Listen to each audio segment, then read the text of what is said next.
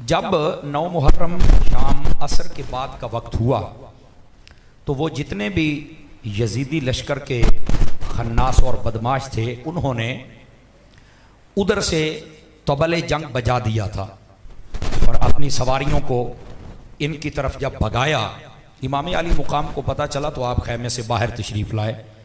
तो आपने उनसे कहा भी किधर आ रहे हो? उन्होंने कहा जी हम आपसे जंग करने के लिए आए, या यजीद की बैअत करो या फिर आप कत्ल के लिए तैयार हो जाएं। तो मेरे इमाम ने सबसे पहले ये बात कही कि बताएं शाम के वक्त भी कोई किसी से जंग करता है? यह कोई उसूल है पूरी दुनिया का? जरा बताइए, आपको नहीं पता है? उनका जी नहीं, कोई नहीं करता। तो फरमाया फिर तुम मुंह किधर उठा के आ गए हो, किधर आए हो आप? अब वो लाजवाब हो गए। इमाम अली मुकाम ने फरमाया कि चारों तरफ तो तुम्हारा पहरा लगा हुआ है, हम कोई भाग तो नहीं जाएंगे ना, आज रात रहने दो, सुबह सवेरे देखेंगे। समझ आ रही मेरी बात की? फरमा रात रहने दो, सुबह सवेरे देखने, सुबह जो तुम्हारा जी चाहे उसके मुताबिक काम होगा। उन्होंने कहा ठीक है जी।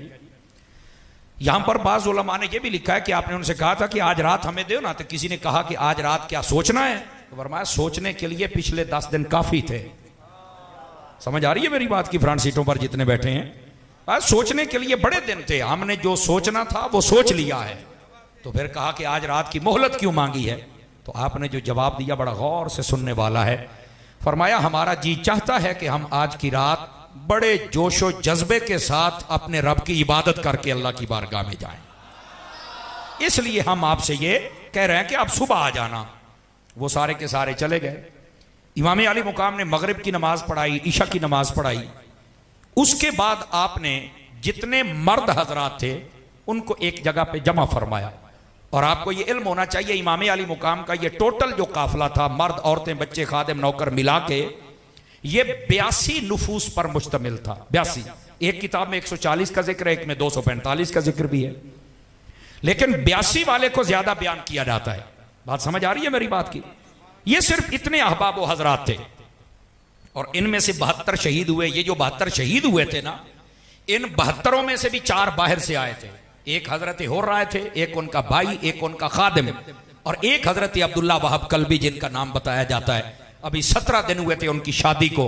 उनकी वालिदा ने कहा कि इमाम अली मुकाम पर यह मुश्किल आ गई है, मैं दुल्हे की मां तो बन गई हूं, मेरा जी चाहता है कि मैं शहीद की मां भी बन जाऊं।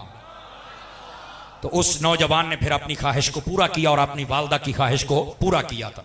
जरा तवज्जो फरमाइएगा, इस एतबार से 68 अफराद बनते थे काफिलाए हुसैनी के, और ये जो 68 थे इनमें से 18, 19 या 21, ये 3 कौल हैं, 18, 19 या 21 ये अफराद खानदाने नबूवत के थे। इनके अलावा 8 तेरे और मेरे नबी के सहाबी भी थे। ये कोई ज़हन में ना रखे वहां सहाबी नहीं थे, 8 नबी पाक के सहाबी भी थे। बातों ने वैसे 12 तक के अफराद के नाम लिखे हैं, लेकिन ज्यादा ने 8 पर इत्तेफाक किया, तो इसलिए मैं ये सुना रहा हूं। और बाकी वो ताबईन और खादिमीन थे आपके, जो आपके साथ थे। अब इतना मुख्तसर काफिला क्यों था ये भी सुन लें, इसलिए कि इमाम अली मुकाम जंग लड़ने नहीं आए थे। ये बात ज़हन नशीन फरमा लें, आप जंग लड़ने नहीं आए थे। और अगर आप जंग लड़ने आते तो आप करबला में ना आते, आप मक्के और मदीने में ठहरते और फिर जमाना देखता कि यजीद कैसे हार के जाता है।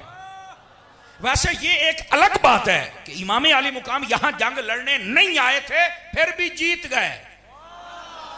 आवाज मट्ठी है मेरा पुत्र, ऊंची बोलो, जरा ऊंची बोलो। जंग लड़ने नहीं आए थे फिर जीत गए, ये एक अलग मौजू है। इस पर मेरे भाई ने इशारा दिया है, मैं भी इशारा दूंगा। लेकिन इमाम अली मुकाम जंग लड़ने नहीं आए थे और आपने किसी को भी नहीं कहा था मेरे साथ चलो। अगर आप कहते कोई ना जाता तो फिर एक अलग बात थी, फिर उसका जवाब देना जरूरी था। इमाम अली मुकाम तो वहां इस नियत से आए ही नहीं थे, वो तो कूफियों ने खत लिख के बुलाया था कि आप दीनी मामलात में हमारी रहनुमाई करें। आप तो इसलिए गए थे, जंग लड़ने तो नहीं गए थे। और वैसे भी जो जंग लड़ने जाए वो 6 माह का अली असगर तो साथ लेके नहीं ना जाता। समझ आ रही है? ओ भाई, जो जंग लड़ने के लिए जाए वो बीवी बच्चे साथ लेके नहीं जाता। जो जंग लड़ने के लिए जाए वो बगैर साजो सामान के नहीं जाता। समझ आ रही है? तो इस बात को ज़हन से पहले साफ करें कि इमाम जंग लड़ने गए नहीं, वहां माहौल ऐसा बन गया।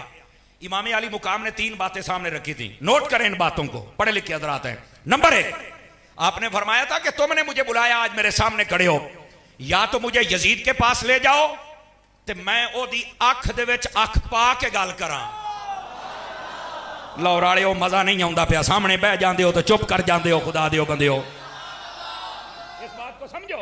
आपने फरमाया पहली बात मुझे यजीद के पास लेके जाओ, मैं ओदी अख च अख पा के गल करांगा, नहीं तो मुझे वापस मदीने जाने दो, मैं खुद नहीं आया, तुमने बुलाया है। आपने कहा तुमने खत लिखा, तुमने सबके नाम लिया आपने, और आपने फरमाया अगर यह भी नहीं करने देते तो फिर जहां तक यजीद की सल्तनत है वहां से मैं दूसरे मुल्क में चला जाता हूं, तुसी जानो तो तुहाडा यजीद जाने। समझ आ रही है मेरी बात की? उन्होंने कहा नहीं जी यजीद का आर्डर है। आपने आख्या की आर्डर है भी योदा? ओ पुत्र ओ थोड़ा जा खुदा दा खौफ करो भाई, अपनी कैलेंडरी बंद करो, मेहरबानी फरमाओ, ये इमाम पाक का जिक्र है भाई, तवज्जो फरमाएं, थोड़ा सा बच्चों पर थोड़ा सा कंट्रोल करें और ध्यान रखें ताकि मैं बात सुना पाऊं। बोलेंगे सुभान अल्लाह मोहब्बत के साथ भाई?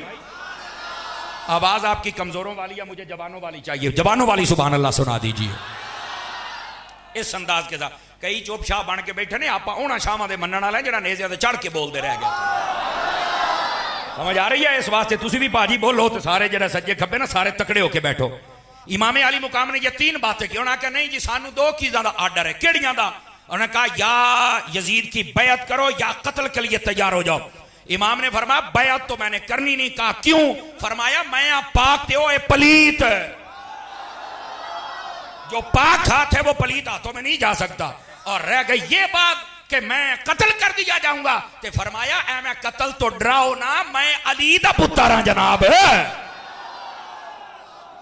समझ आ रही है? स्टेज वाले भी हाथ उठा लें तो कोई हरज की बात नहीं, उठाइए हाथ प्यार से सुभान अल्लाह। वाह भाई वाह।